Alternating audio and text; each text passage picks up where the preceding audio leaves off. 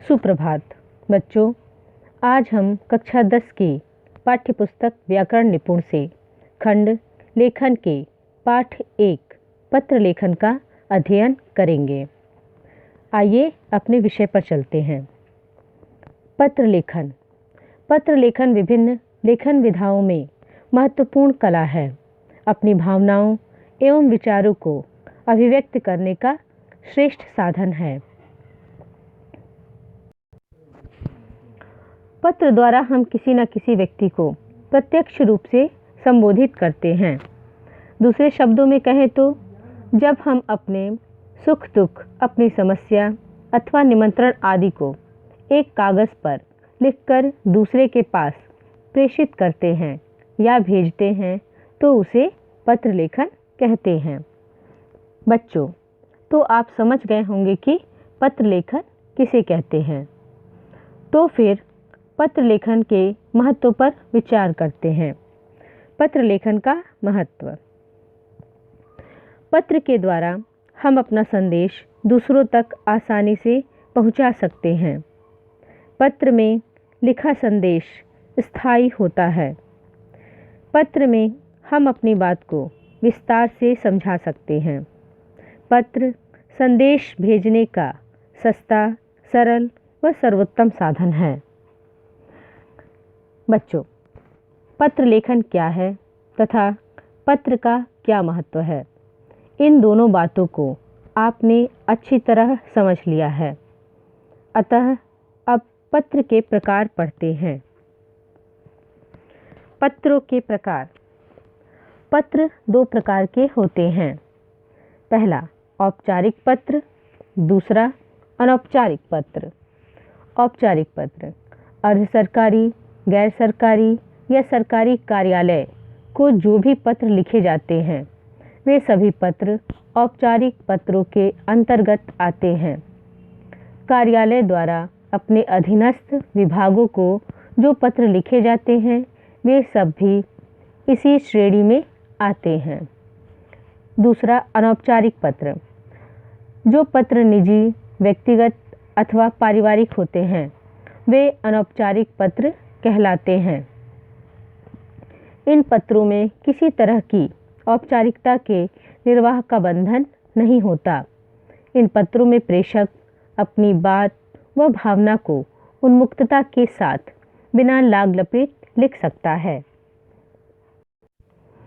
बच्चों, क्या आपको मालूम है औपचारिक तथा अनौपचारिक पत्र कौन से होते हैं तथा किसे लिखे जाते हैं? आइए इस पर विचार करते हैं। औपचारिक पत्रों के अंतर्गत आने वाले पत्र। पहला प्रार्थना पत्र। ये पत्र प्रधानाचार्य को जैसे छात्रवृत्ति, अवकाश, खेल कूद के सामान की आपूर्ति हेतु लिखे जाते हैं। दूसरा संपादकीय पत्र। ये पत्र समाचार पत्र के संपादक को लिखते हैं, जैसे रचना प्रकाशित करवाने हेतु या किसी कार्यालय द्वारा की गई लापरवाही को संबंधित अधिकारियों के ध्यान में लाने हेतु या किसी समारोह का वर्णन करते हुए या शहर की स्थिति से लोगों को अवगत कराने के लिए। तीसरा अनुरोध पत्र। यह पत्र पुस्तक विक्रेता को पुस्तक मंगवाने के लिए लिखा जाता है या प्रधानाचार्य को किसी सहपाठी के कार्य के लिए सम्मानित कराने के लिए, जिलाधिकारी को औषधालय खुलवाने या अन्य कार्यों के लिए, महानिदेशक को राष्ट्रीय एकता संबंधी अच्छे कार्यक्रम प्रसारित करवाने का अनुरोध करते हुए। चौथा शिकायती पत्र।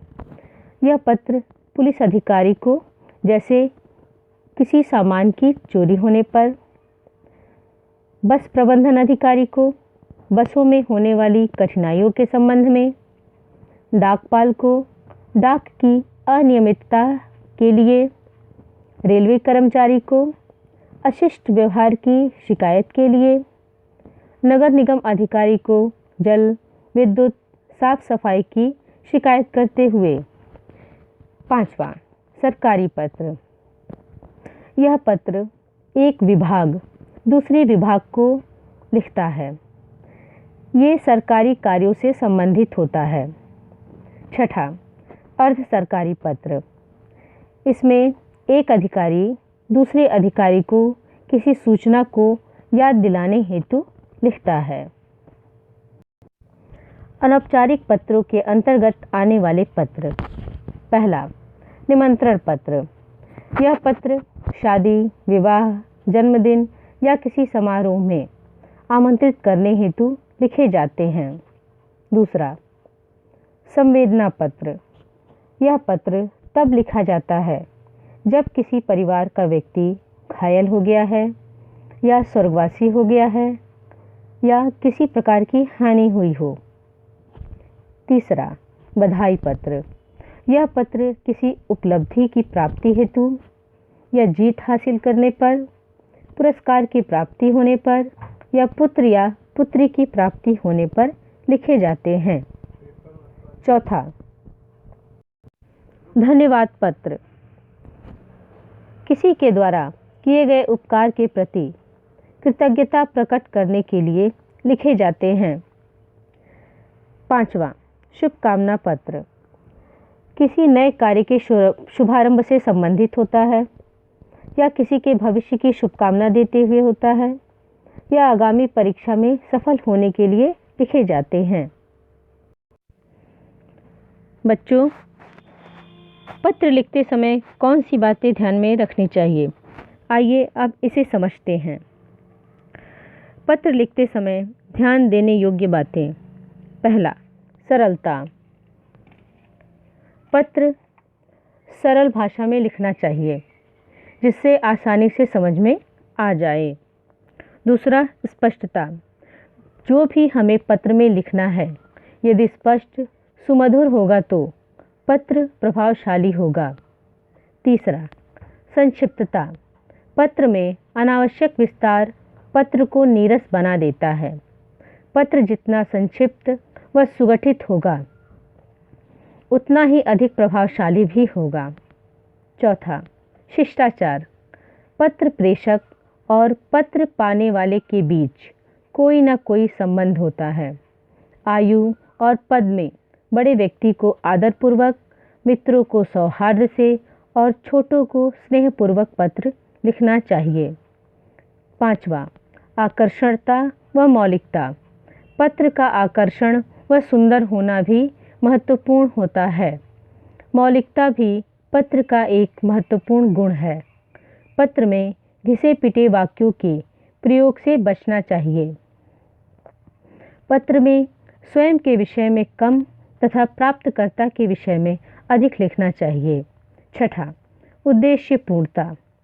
पत्र लिखते समय इस बात का ध्यान रखना चाहिए कि कथ्य अपने आप में पूर्ण तथा उद्देश्य की पूर्ति करने वाला हो, अर्थात पत्र जिस उद्देश्य से लिखा जा रहा है उसे पूर्ण करता हो। आइए अब जानें पत्र के अंग कौन कौन से हैं। पत्र के अंग। पहला, पत्र लिखने वाले का पता तथा तिथि।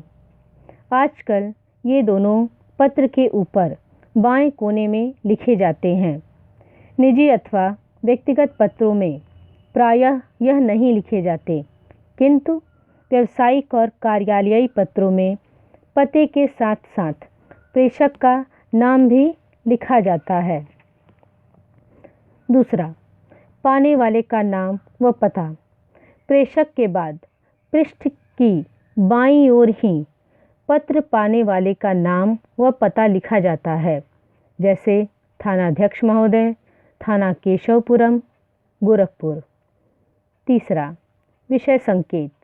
औपचारिक पत्रों में यह आवश्यक होता है कि जिस विषय में पत्र लिखा जा रहा है उस विषय को अत्यंत संक्षेप में पाने वाले के नाम और पते के पश्चात बाईं ओर से विषय शीर्षक देकर लिखें। इससे पत्र देखते ही पता चल जाता है कि मूल रूप में पत्र का विषय क्या है। चौथा, संबोधन। पत्र प्रारंभ करने से पहले पत्र की बाईं ओर दिनांक के नीचे वाली पंक्ति में हाशिए के पास जिसे पत्र लिखा जा रहा है उसे पत्र लिखने वाले के संबंध के अनुसार उपयुक्त संबोधन शब्द का प्रयोग किया जाता है। 5वां, अभिवादन। निजी पत्रों में बाईं ओर लिखे संबोधन शब्दों के नीचे थोड़ा हटकर संबंध के अनुसार उपयुक्त अभिवादन शब्द मधुर स्नेह, शुभाशीष, सादर प्रणाम, नमस्ते, नमस्कार आदि लिखा जाता है। व्यावसायिक एवं कार्यालयीय पत्रों में अभिवादन शब्द नहीं लिखे जाते। 6, पत्र की विषय वस्तु। अभिवादन से अगली पंक्ति में ठीक अभिवादन के नीचे बाईं ओर से मूल पत्र का प्रारंभ किया जाता है। 7वां, पत्र की समाप्ति। पत्र के बाईं ओर लिखने वाले के संबंध सूचक शब्द तथा नाम आदि लिखे जाते हैं। इनका प्रयोग पत्र प्राप्त करने वाले के संबंध के अनुसार किया जाता है, जैसे औपचारिक पत्र में भवदीय, आपका, आज्ञाकारी। अनौपचारिक पत्र में तुम्हारा, आपका, आपका प्रिय, स्नेहशील, स्नेही आदि। 8वां, हस्ताक्षर और नाम। समापन शब्द के ठीक नीचे भेजने वाले के हस्ताक्षर होते हैं। हस्ताक्षर के ठीक नीचे कोष्ठक में भेजने वाले का पूरा नाम अवश्य दिया जाना चाहिए। यदि पत्र के आरंभ में ही पता न लिख दिया गया हो तो व्यावसायिक व सरकारी पत्रों में नाम के नीचे पता भी अवश्य लिख देना चाहिए। 9वां, संलग्नक। सरकारी पत्रों में प्रायः मूल पत्र के साथ अन्य आवश्यक कागजात भी भेजे जाते हैं। इन्हें उस पत्र के संलग्न पत्र या संलग्नक कहते हैं। 10वां, पुनश्च। कभी कभी पत्र लिखते समय मूल सामग्री में से किसी महत्वपूर्ण अंश के छूट जाने पर इसका प्रयोग होता है। बच्चों, आइए तालिका के माध्यम से पत्र को समझते हैं।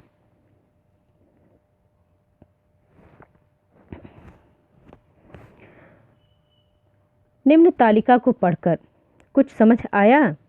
नहीं? तो आइए मैं आपको समझाती हूँ। यदि आप प्रधानाचार्य को पत्र लिख रहे हैं तो संबंध में प्रधानाचार्य, संबोधन में श्रीमान, महोदय अथवा आदरणीय आदि लिखें। किंतु प्रधानाचार्य को पत्र लिख रहे हैं तो आप संबंध में प्रधानाचार्य लिखें, संबोधन में श्रीमती, महोदया या आदरणीय आदि लिखें। अभिवादन में कुछ न लिखें। इसके बाद समापन में यदि आप पुरुष हैं तो आपका, आज्ञाकारी, प्रार्थी तथा भवदीय आदि शब्द लिखें। किंतु यदि आप स्त्री हैं तो आप, आपकी आज्ञाकारिणी, प्रार्थिनी या भवदीय शब्द लिखें। बच्चों, पत्र का आरंभ तथा अंत करना तो आपने सीख लिया। अब पत्र लेखन से पहले एक औपचारिक नमूना पत्र भी देख लीजिए।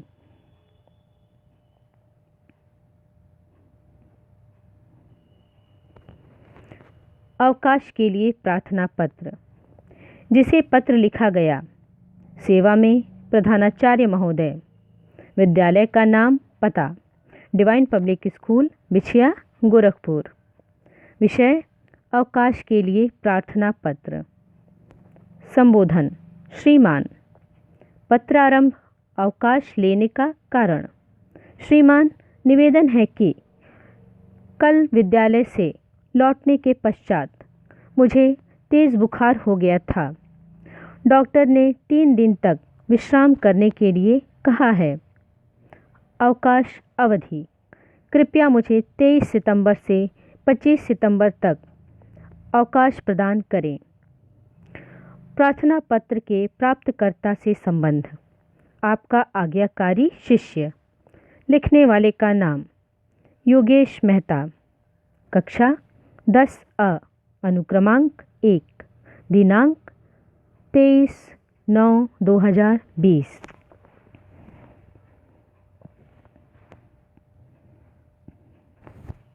बच्चों, नमूना पत्र देखकर आपको समझ आ गया होगा कि औपचारिक पत्र में कब क्या लिखना है। कुछ और पत्र उदाहरण स्वरूप दिए जा रहे हैं, जिससे आपको पत्र लिखने का स्वरूप और स्पष्ट हो जाएगा।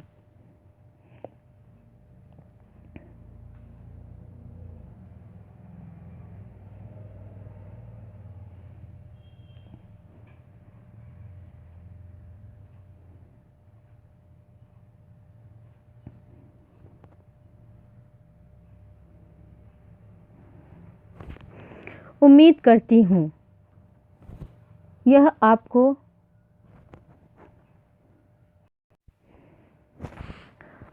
भली भांति समझ में आ गया होगा। इस वीडियो के अंत में गृह कार्य दिया जा रहा है, जिसे आप अपनी अभ्यास पुस्तिका पर लिखिए और पत्र लेखन का अभ्यास कीजिए। धन्यवाद।